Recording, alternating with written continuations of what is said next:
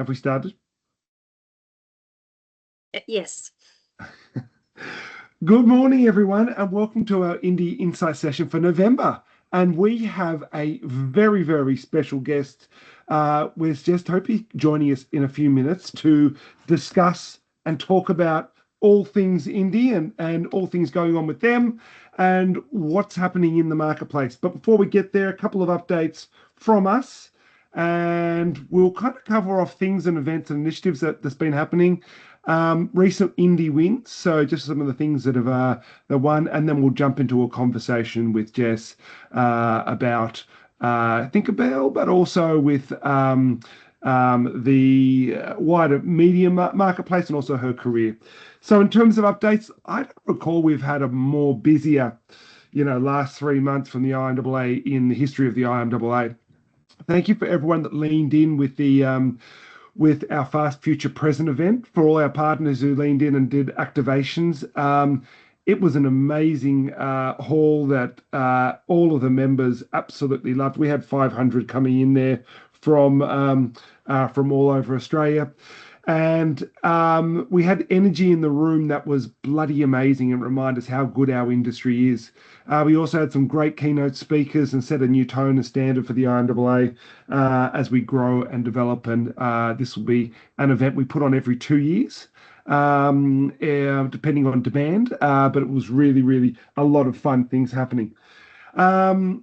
Also, we had our partner breakfast, an opportunity to say thank you to you guys for your support over the years, and it was just a wonderful breakfast to put forward on the table a lot of our industry leaders, our agency leaders, and all of our partners together and talk about what's happening in the sector and what we might expect in 2026. And apologies in advance.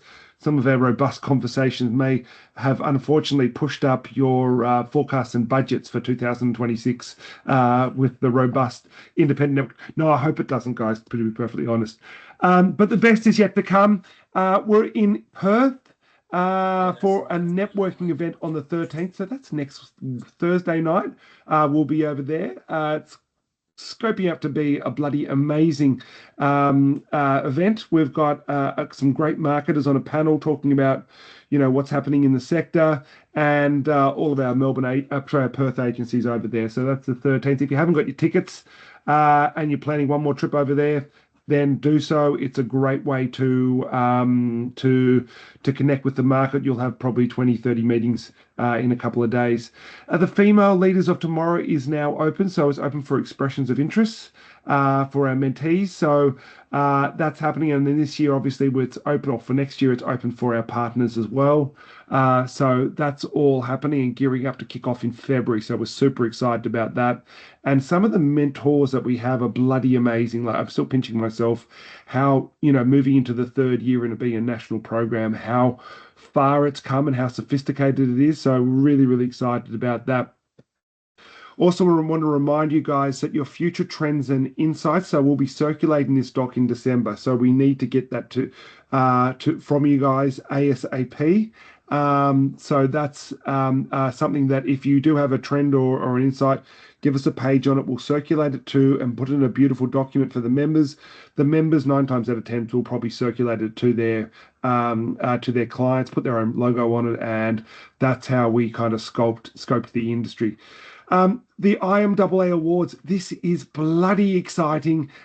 We are, 15 days away from this. We have finally closed off the survey. The team is beaverishly working away on the data and who's going to win. There's going to be a couple of shakeups this year. I can feel it just by there's so many changes in the industry. So really, really interesting to see what the results are. So what we will be doing with this is the awards will be announced on the 20th at the end of year celebrations. It's at Alpha in Sydney, kicking off at 5:30. If you haven't got, there's 2 tickets per partner, and there should be representation from everyone there. Then we're also called out for just confirmations of partners by the 28th, so we need this kind of now. But we just assume that everyone's going to continue on for 2026. Obviously, there's like 67 other businesses trying to knock on the door. We're capped out So we're still only, same amount as partners last year, same price as last year, just making it as easy as possible in this tough market. And the trainers document, yeah, so that's going to be submitted on the 1st of December. The Female Leaders of Tomorrow program had a wonderful video set in for this, embedded into the document about 3 minutes ago, which we just removed, unfortunately, but we'll circulate that probably on the closed partner group later on today. This is an amazing initiative. The actual change, the physical change, and everything that we do from a purpose point of view from the IMAA, it's so important that it makes tangible changes for our industry, and nothing represents that more than the Female Leaders of Tomorrow. We've had 100% of our partners, our members, sorry, our mentees go through the program that have had a dramatic change in their careers, and we're talking about 100% of them display more confidence in their own careers and their leadership decisions. It supercharges your career, so we're very, very excited about opening this up again. The Pulse survey, this will be distributed in December. We will send it out. We will also have more of obviously a lot of content in here, and we can also come out and present it to you as well. But super excited about what this looks like. And then that all kind of collaborates into and it kind of, this all kind of builds into and determines who's going to win all of the awards. And we'll start talking more and more about these awards in the week or so. But we're super excited as we bring out who's doing well for the sector. This is the biggest awards in the industry when it comes to the size of it. It's bigger than, it's bigger than Media Eye, and it's a great way to supercharge your career as well. The partnership program, just let us just confirm your partnership for 2028. We want to get this locked in sooner rather than later. All the documentation's gone out to you guys now, or to your leaders. So, and we'll do a post-year wrap-up as well. So there'll be a document coming out in the coming weeks that kind of demonstrates the value and the ROI and all the touch points that we've had with you throughout the year to help demonstrate the value of the program. The senior delegation to NTA, we ran this video as well. Again, one of the great videos that I had in here before it got taken out, moments before we started. We'll circulate this as well. It got shared at the partner breakfast. An amazing opportunity to connect with the independent sector out there, but also, as an Australian, as someone living on the coast, it's important and truly once in a lifetime opportunity to experience the journey out to a place where people from the East Coast do not get to see, and it is absolutely life-changing again. So watch out for that video. We'll share it as well. We'll probably do a newsletter to everyone, I would say, Beck, in the coming weeks as well, just to have all of these things to get it out to you guys so you can kind of get your head around what the opportunity is. Guys, another thing that we're doing this year or next year is we're continuing to build on our Cairns Crocodiles theme. So we'll obviously be having our cocktail party. That kicks off at 3 o'clock on the Monday. So when you're planning your flights, we want you guys there. There'll be 2 tickets to all partners. And it's on the Monday at 3 o'clock. Also, we're considering putting together a survival kit for our members. If you guys want to put together, something for us, i.e. a towel, water bottle, notebook, bag, anything that, hydrolytes, hairspray, I don't know, anything that's kind of like that would be good in there and you want to brand it, that's a great way we can put it into 100 indies' hands as they leave the opening party to help them get through the next 5 days. So have a think about that. Any questions, reach out. We are still working out of how it's going to work. So we may need it to be delivered to Cairns like the week before, and then Bex so generously offered to fly up 7 days beforehand to sit by the pool and gently put those into bags. So we'll work out a way of how we're going to do it. But that's something to look forward to. And if there's an appetite for it, please reach out before the end of February, because that's when we know whether we're going to do it or not. Independence Day, super excited about this. This is the Independence Day at the Hoyts Centre. We're putting together something that is super exciting. I don't want to talk too much about it, but it's never been seen before in my career of how we're going to engage with what's happening in the future. If anyone's got access to someone who would be, I don't know, an amazing MC, that would be a Joel Creasy. If Josh is on the line, that'll be amazing. Also, anyone that would be an amazing speaker, such as, I know Seven's been so generous with speakers in the past that might be able to inspire or motivate. We're open with that as well. And also on this session, we have some breaking news and something very, very exciting. We're going to have twice the event. So we're going to have it in Sydney and in Melbourne as well. We're still working on the details, but it'll be in the following week in Melbourne. So there'll be one in Melbourne and one in Sydney.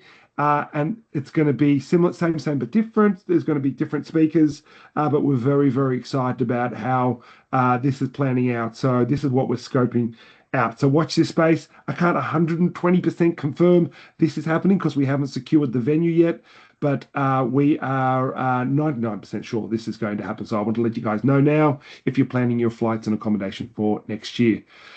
Now, the insights into Indies. It's been a wonderful probably 3 months, and there's been a hell of a lot of activity, some of which and some of the wins are on the screen. Obviously, Mecca Hogs, our newest fresh face indie, has helped that one. MG, Yellowtail, Penfolds, some of the wins that have happened.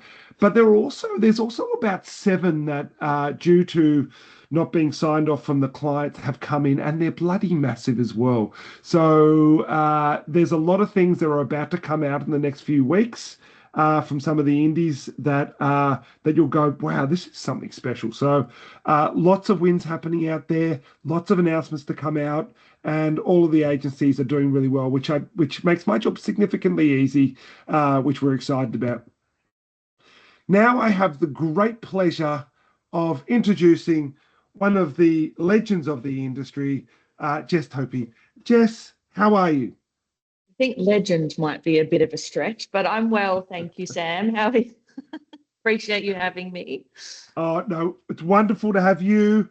For those who don't know, Thinkerbell, there's not many awards that you guys haven't won.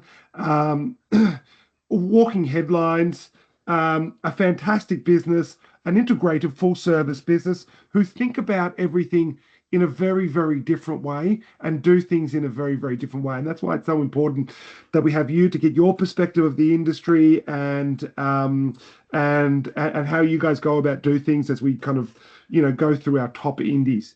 So if I could start with a couple of questions, and if you could tell us a little bit about your background, Jess, and your journey to the role at Thinkerbell. Tell us about you. So again, thank you for having me. And I just do want to say that this is a great organisation. So I really appreciate everyone on the call looking after the IMAA. It's really beneficial for all of us on this side as well to be involved and to be able to come together and to connect with you guys in slightly different ways, or in multiple ways as well. So not just the one-on-one. So it's been excellent being a part of this for the last couple of years. In terms of my career, I definitely started a little bit later than most coordinators that I know. It was sort of like mid to late 20s. Transitioned from a credit and data company in Experian, which some may say was a mistake now that data sort of really taken off. I came in as what I would call a mature aged coordinator. How old were you? What is a mature age? I was about 26, I think, 26 or 27. So I had a few years of working before that. I'd also had a bit of a gap year, so I went to uni later as well. So I just delayed my start in my working career, but I think that sort of was beneficial for me in terms of how mature I came into work as well. But I will say that I was probably a bit green about the actual industry. When I was interviewed, the interviewer said to me, my first job, it's not just all about long lunches and parties. And I sat there and went, there's long lunches and parties? That's awesome.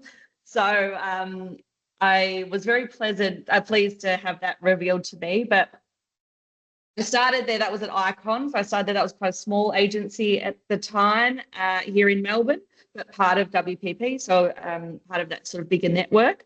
After a few years there, I went on to OMD, so got my sort of feet wet in sort of a much bigger organization, some bigger clients. And I was also there when we onboarded Coles, which was massive and almost double the size of the agency. So that was huge.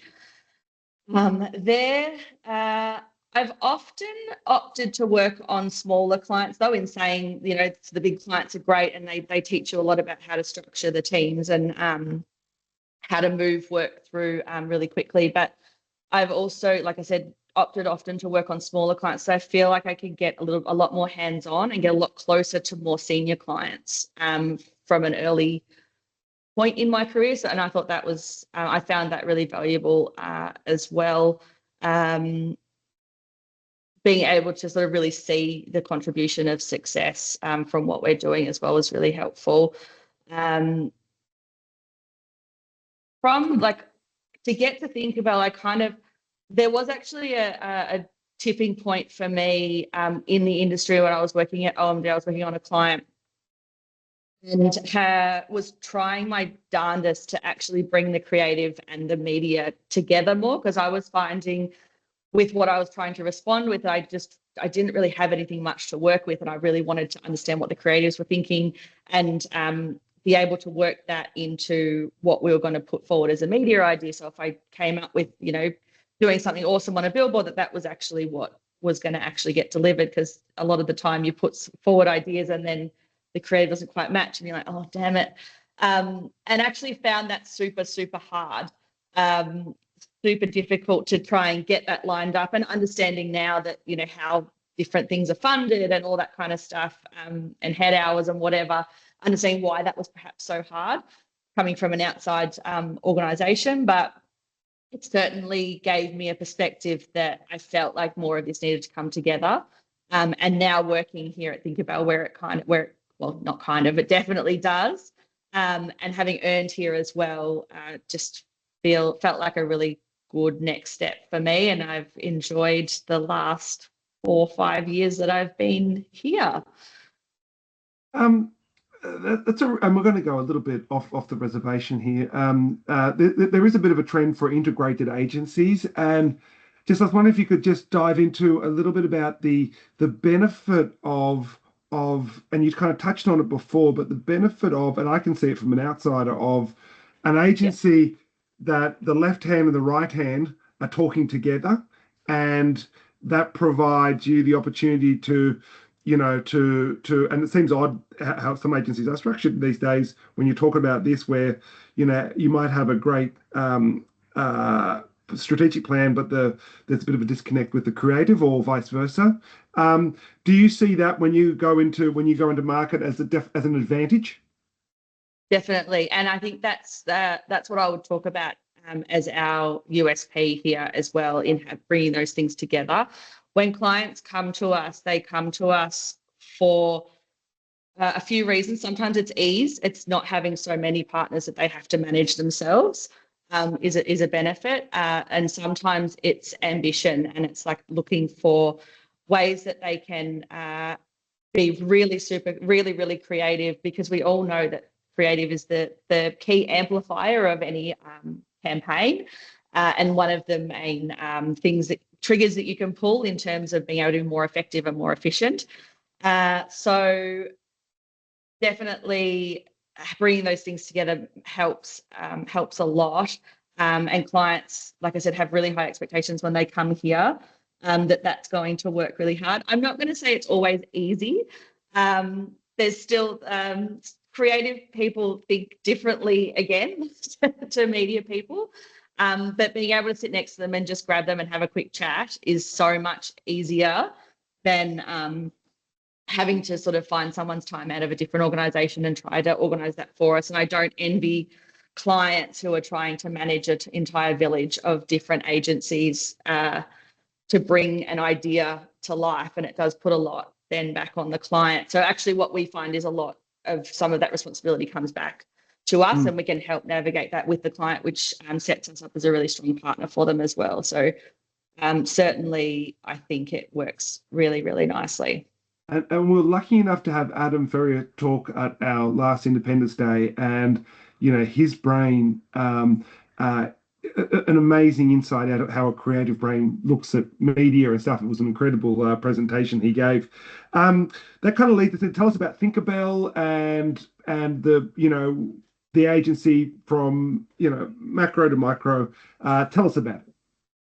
So, well, as hopefully a lot of people know, and actually there are a lot of people that don't know that we do media still. I think we're probably more prevalent in the Melbourne market than we are in Sydney, but we do have a small team in Sydney now. So, keep coming to us with ideas and stuff like that. But our core proposition is Measured Magic, which is bringing together marketing sciences and hardcore creativity. So a lot of media agencies will focus, and as they should, on sort of the marketing science, understanding how brands grow and the things that you need to do in order to create longevity and ongoing sort of growth for any client. And then being able to bring that and the expectation of that to be met with hardcore creativity is really exciting.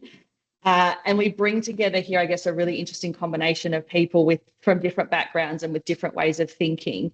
And so we see it's always really valuable and results in really interesting discussions and hopefully really interesting and exciting work. But certainly definitely interesting discussions and opens up some different doors to what I expected before I came here.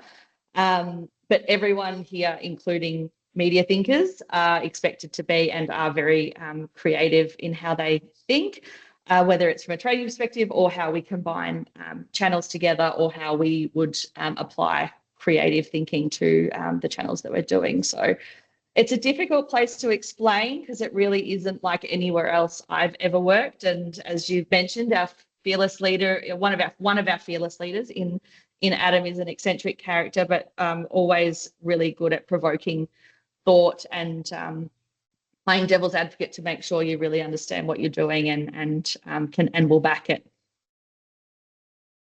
I think that you get a sense that it's a different place. I know in the Sydney office when you walk through and you get out of the lifts and there's two separate doors you can walk through. It's kind of like the Matrix tablets, like you can go through one door or the other door, and it's a bit different. Tell us a little bit about when you walk into Melbourne, Sam. You walk in the lift, and the reception desk is like right at the other end of the office. So that's the confronting part down here. Oh, really? I have to Yeah, say that. where there's a deliberateness about making people uncomfortable, but then easing in, and how that builds good relationships. Or so there's all brain science behind it. I love that. I love that. Tell us a little bit about you, Jess. Tell us something that we wouldn't know about yourself. A little insight into your world. Is this, do you want a personal story or a work-related story? It's a personal story. This is funny because I often use this one when people ask me this question, so maybe it's becoming less unknown, but I will use it anyway. Is that, and I love it, and it is, as much as it also happened when I was in high school, it's pretty embarrassing that I don't have one since then or something since then. But I actually once, while I was in high school, won a fancy dress party dressed as a sausage, which was good fun and maybe exemplifies my somewhat eccentric depths that you don't always see at the front. We had a charity day, walkathon day, and the theme was supermarket, and I was at a loss for what I was going to dress up as the night before, and my mum goes, "Oh, you should go as a sausage, it'd be hilarious."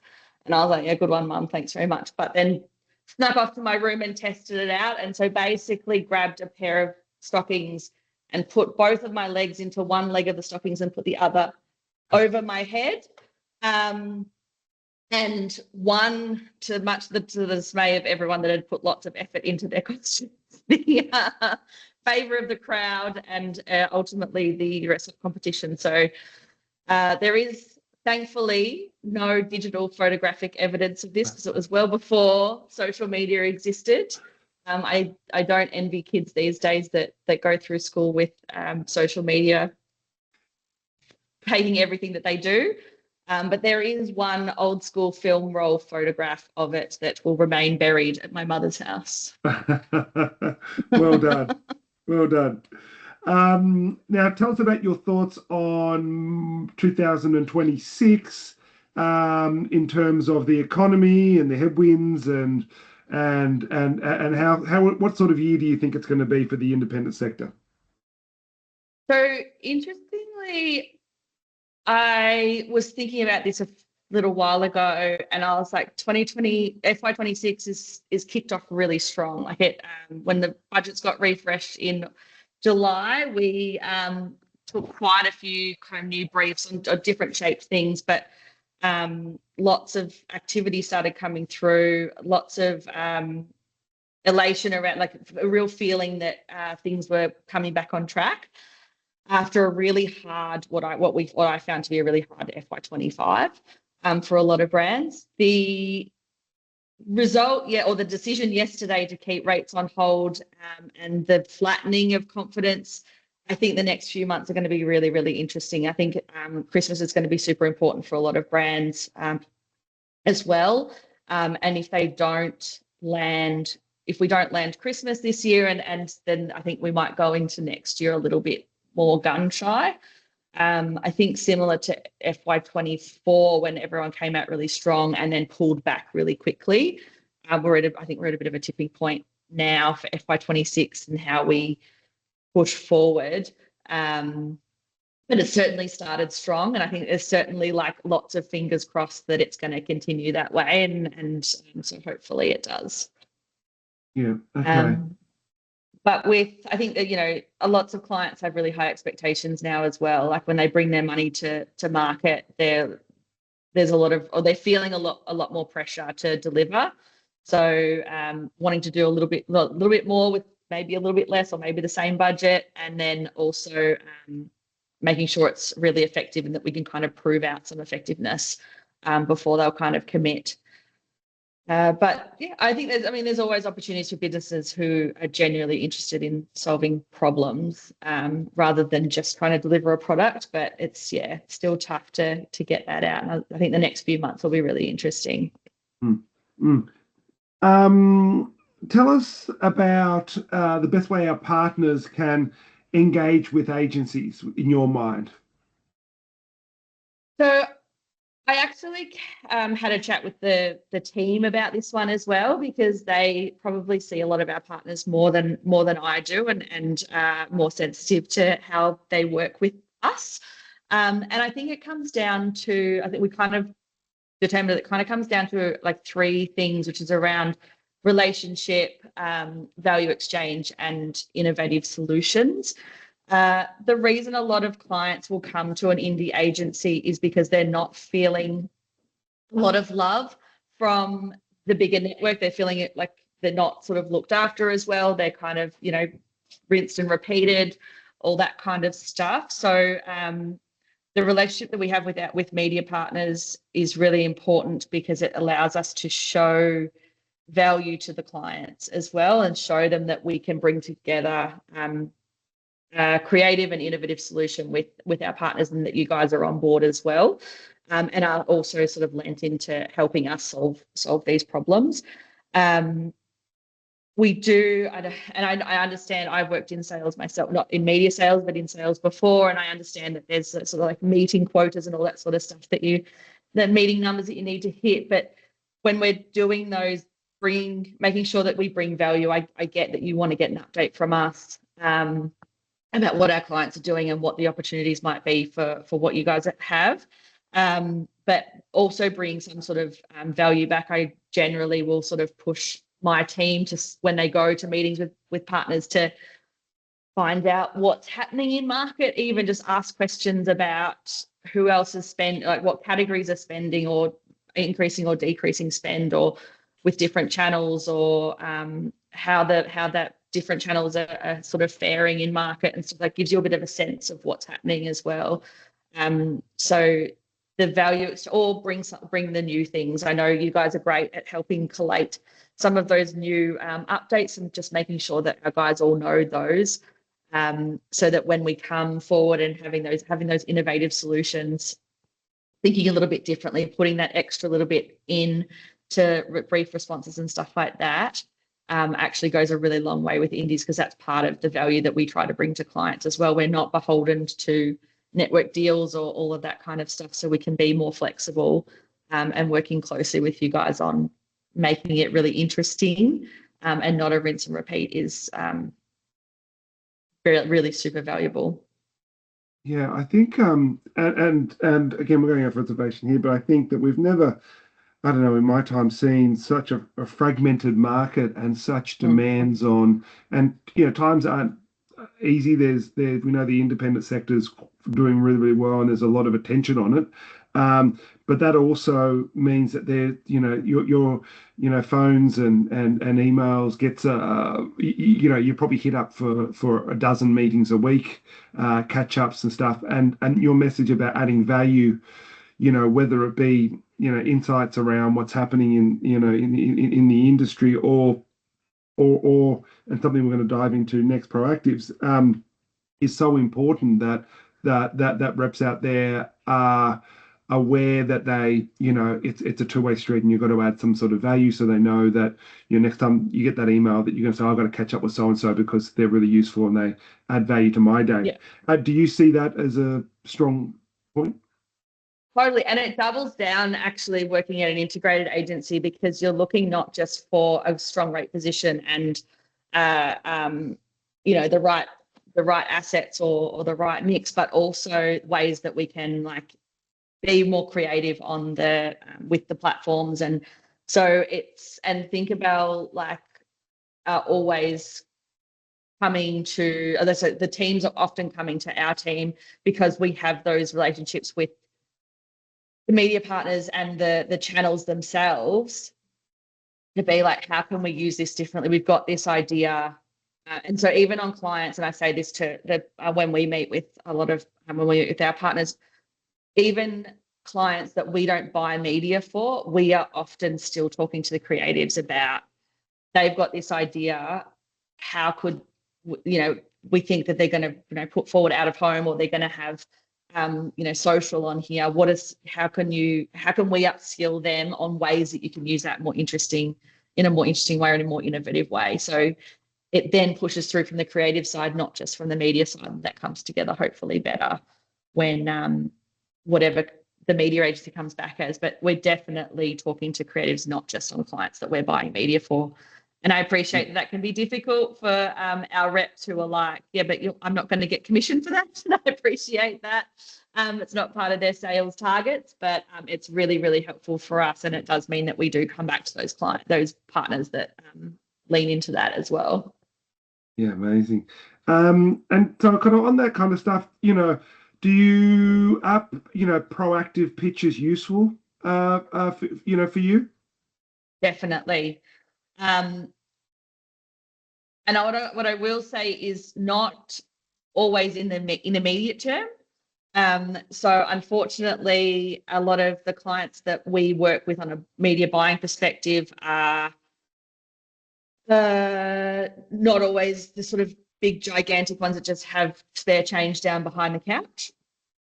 But I cannot tell you how many times we've pulled out an idea that someone has pitched to us 6 months ago, because it now fits this brief that we're looking at, and we'll get back in touch with them, or it kicks off a conversation with them because they presented that to us last month. We couldn't take it up then, but we've got something, but we want to change it slightly. And so it opens up, basically what it does is opens up a dialogue. And I don't necessarily, and most of my team don't necessarily need to be sold to. We kind of know, and a lot of agencies will kind of know what is in, how we're planning, what's in market, all that sort of stuff. But what we do want to have is a really, really interesting discussion about how we could shift it, and have that as a discussion with you guys. You guys know your channels better than anyone. And actually, it was just on Monday, I picked up the phone to one of our media partners and just said, I want to put something interesting forward for this client in out of home. can you talk me through, can we have a discussion about the data that's available and how we could use that differently and how that would work, and if we could do it this way and if we could do it that way, and had about a 30-minute conversation about that, and then chucked that into a proposal. They were wonderful and sent me across a couple of slides really quickly that were already existing. So all of those existing slides as well on insights and case studies, we often repurpose those as well to show clients that it will work. But yeah, it just opening up a dialogue, having a reason to talk to people is absolutely super, super valuable. And it's always really nice when you have media partners that you maybe haven't worked with for a little while or whatever that come to you and go, hey, I've got this idea for so-and-so. And it happened also just recently, the team caught up with one of our partners, one of our reps, and they weren't even briefed, or they didn't even know we had a brief in, but they were like, oh, I've had this great idea for PwC.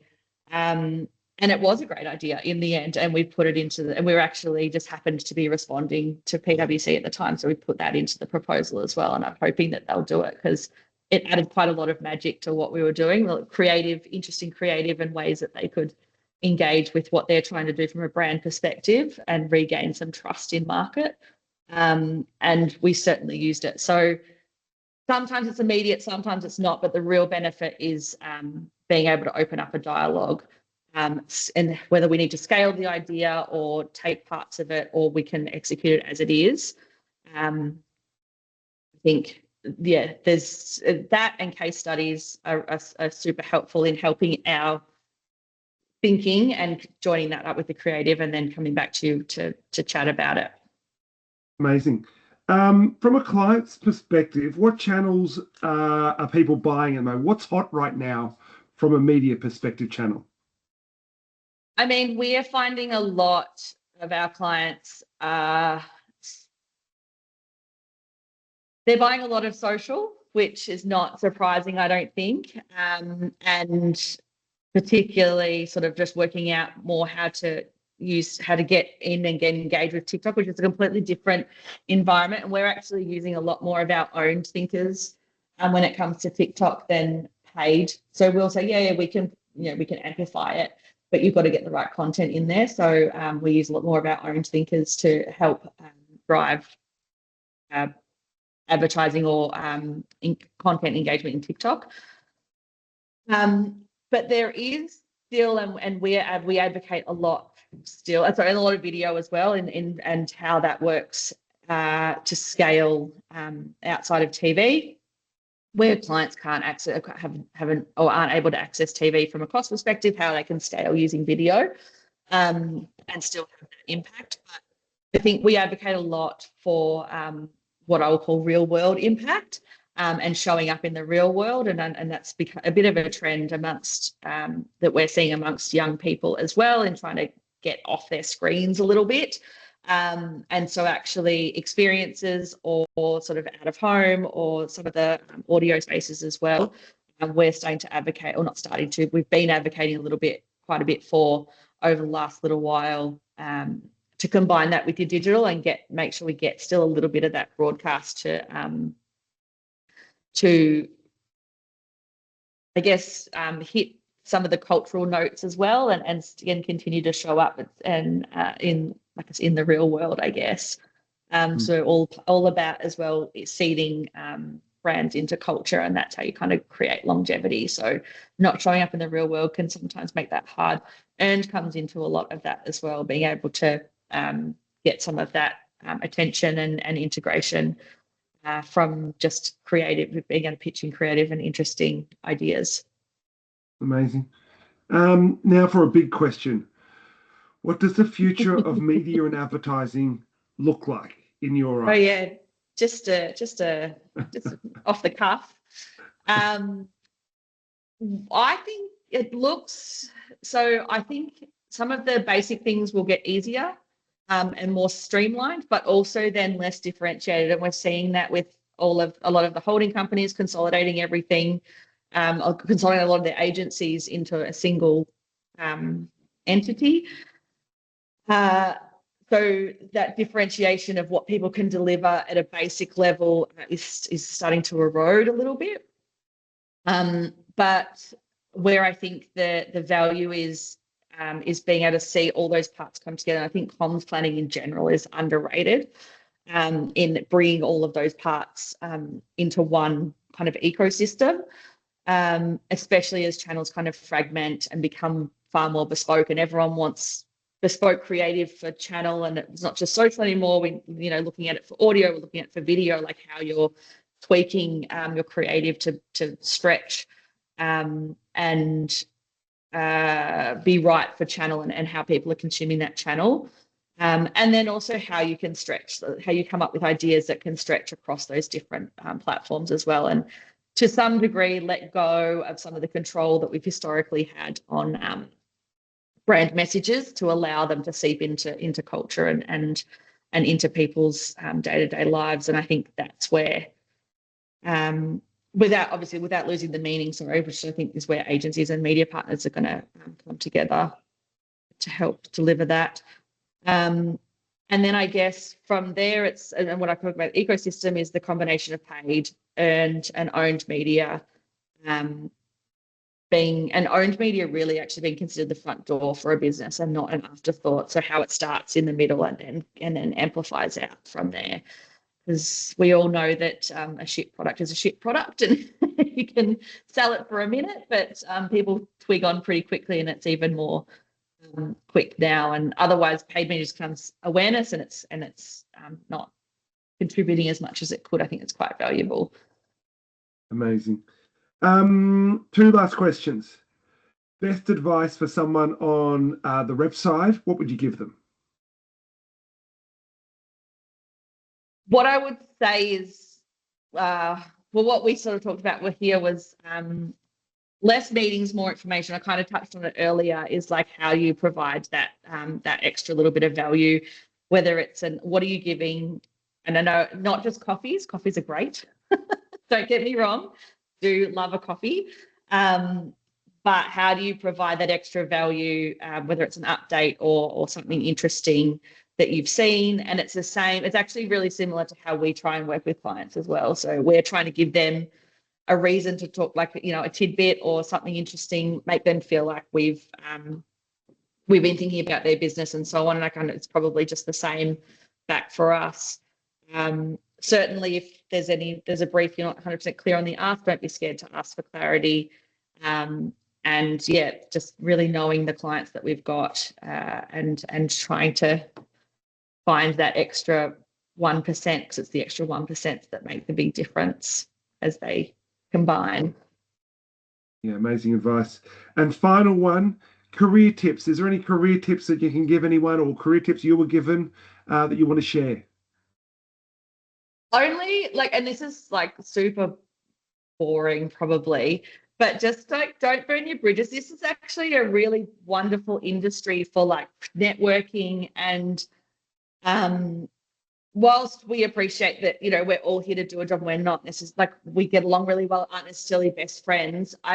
Over my time, I have seen where people have struggled, or there's a lot of redundancies that happen in this industry as well as cycles go through and so on. But people are really amazing at getting around the people in this industry and helping them find their next role, or helping them, land their next client or whatever that is. And so it's really fast moving, and you also never know when you're going to be working with someone and in what capacity again. Like the amount of times you have a ex-colleague that now shows up as a client and you're like, oh my God, I hope I was nice to that person 3 years ago, because now they're my client and I have to service, talk to them differently or not differently. But it's kicking off those relationships is always much easier when you've been nice to everyone. So just not burning bridges and leaning into the networking and the people side of what we do.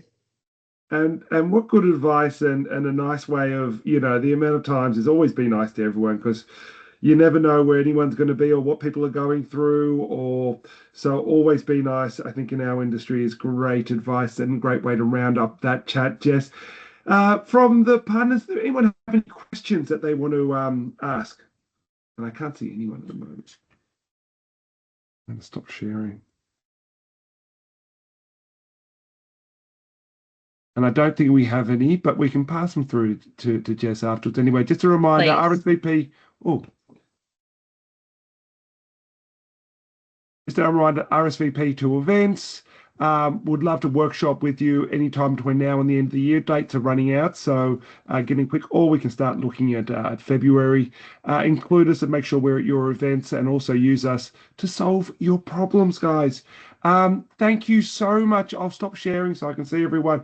Jess, thank you so much for sharing and being part of our Indie Insights for today.